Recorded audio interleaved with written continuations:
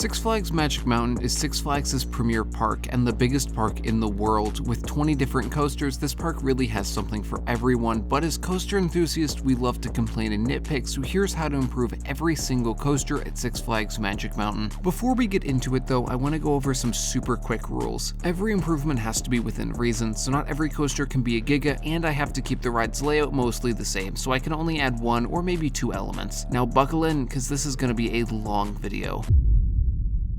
This is the park's only wooden coaster and it's really good. It's a long, intense ride with a good amount of airtime. I have heard that it tends to run rough, but when I rode it, it was very smooth. This coaster also has decent theming in the queue, but it used to be better. When the ride opened, it had a full-scale story through the queue and effects during the ride. Unfortunately, those effects are either broken or turned off, so I'd improve the coaster by bringing back the effects that happened during the ride.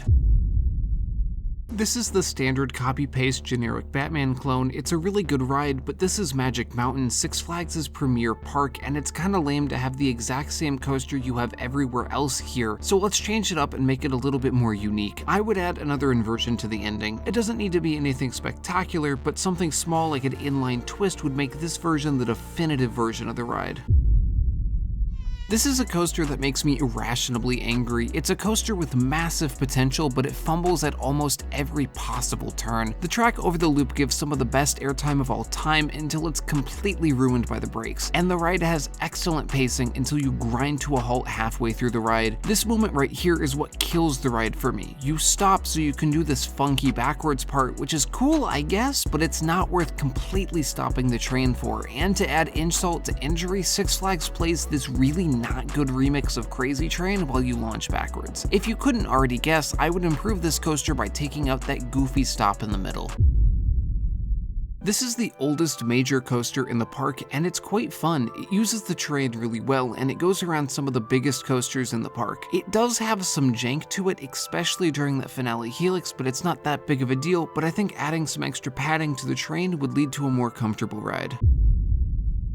This coaster gets so much hate from enthusiasts, and to an extent it's justified. It's a hypercoaster that focuses on speed and being big rather than airtime. It does have some good forces to it in the second half, but I have to agree with people that say it doesn't really have any airtime. Whether that makes it a bad ride or not is up to personal preference, but I think it can be improved by adding more airtime, especially on that first drop. The first drop is stinking huge, and I want to take a moment to appreciate just how big it is. This drop is 255 feet long, making it the 9th longest drop in the world as of recording. This also happens to be one of the weakest drops in the world. Even Ninja at Six Flags St. Louis provides more airtime on its first drop than Goliath, so the easy improvement for this coaster is to make the drop steeper, which should make it actually give airtime. As an honorable mention, another way you can improve this coaster is to make the mid-course brake run not completely stop the ride. I understand why they do this, it's to make the following helix less forceful and therefore more comfortable, but come on, you don't really gotta completely stop the train, do you?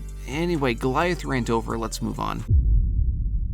This one's gonna feel kinda cheap, but I really dislike the name New Revolution. From 1988 to 2015, it was just named The Revolution, which was a fine name because it was the first modern coaster to have a vertical loop. It was a revolution. They renamed it in 2016 because they added the New Revolution to it being janky VR goggles, and even though those are long gone, the name New Revolution stays for some reason. So the biggest way they can improve this coaster is by changing the name back to The Revolution. They don't even have to rename it The Revolution, they could rename it to the Taco Bell Big Bean Burrito Special and it would still be a better name than the New Revolution.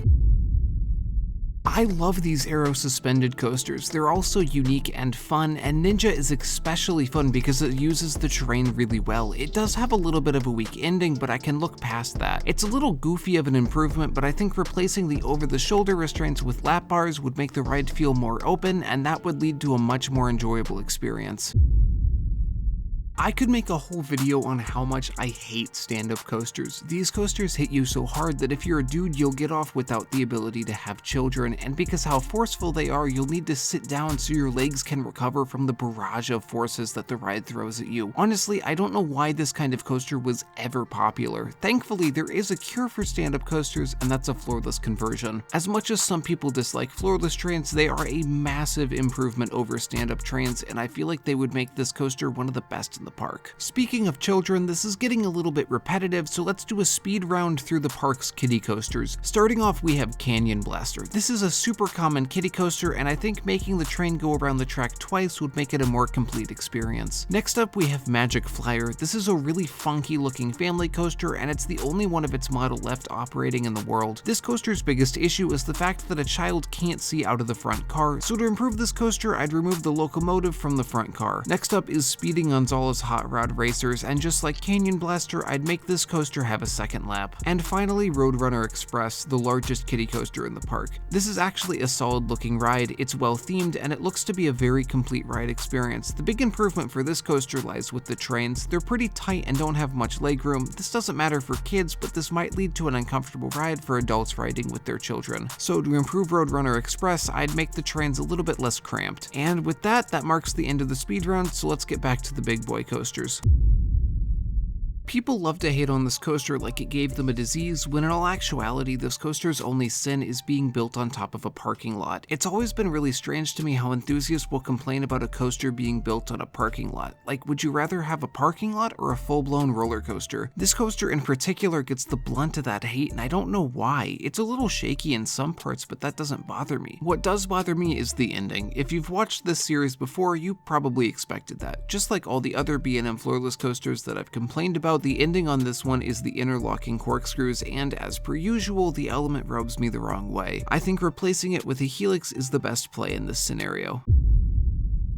This is a coaster that is full of questions. Is it one coaster or two? Does it actually count as being 400 feet tall, or does it not? And why is it so loud? That last question is the ride's biggest issue. This thing is, without exaggeration, the loudest coaster that I have ever heard. You can hear this thing throughout the entire park. It's bone-rattlingly loud. So to improve this coaster, I would just make it quieter. This is a massive flying coaster that I, unfortunately, have never been able to ride. On my last visit to the park, they were repainting Tatsu this goofy Nickelodeon-type color scheme, which looks not great, I'll be honest. I'd improved this coaster by having them leave the colors the way they were, both so I could have actually gotten to ride it, and so it doesn't look like an advertisement for the Kids' Choice Awards.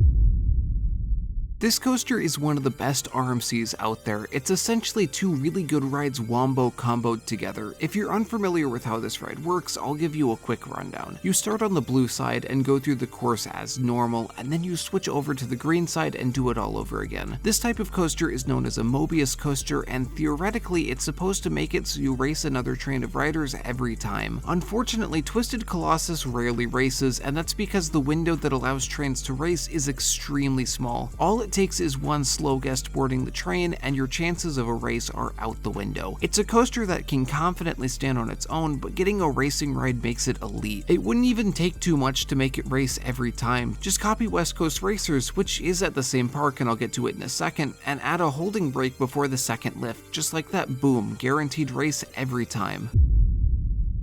This is a massive coaster that unfortunately I don't think will be around for much longer. Even though I didn't get a wonderful ride on it, I still think that it would be a shame to see this coaster go. This coaster is super shaky in parts, but it's an old aero coaster and that's just how it goes. There really isn't anything to improve on this coaster apart from retracking certain parts, but that would be pretty lame. So I'm gonna pull the same card that I did on Ninja and replace the bulky over-the-shoulder restraints with lap bars. This would eliminate headbanging, and I think that would shift public opinion in this ride's favor, which it desperately needs if it's going to be sticking around. Speaking of sticking around, you guys have stuck around, and if you're enjoying the video, hitting the like button would help out so much. Also, comment your favorite coaster at Magic Mountain, I'm curious. Anyway, back to the video.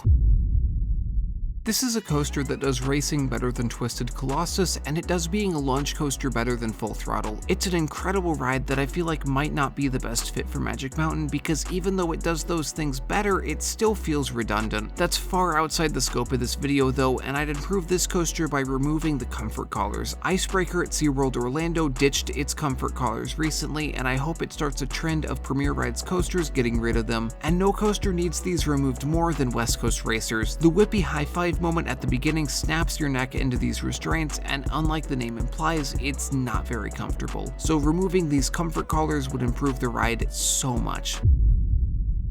This is the newest coaster in the park, and I have not been able to ride it. I have ridden the Jersey Devil coaster, which this is a near clone of, but I've heard that this one is much better. Ignoring the goofy station that's themed to the inside of a toaster oven, the biggest improvement for this coaster is the restraints. I wish I could be a little more original with this one, but having not ridden the coaster, there's only so much I can say to do. The restraints on this coaster are amazing compared to the other Wonder Woman themed single rail coaster, but they're not great either, and they can hurt the shoulders. Replacing them with, you guessed it, a lap bar would lead to a much more enjoyable ride experience.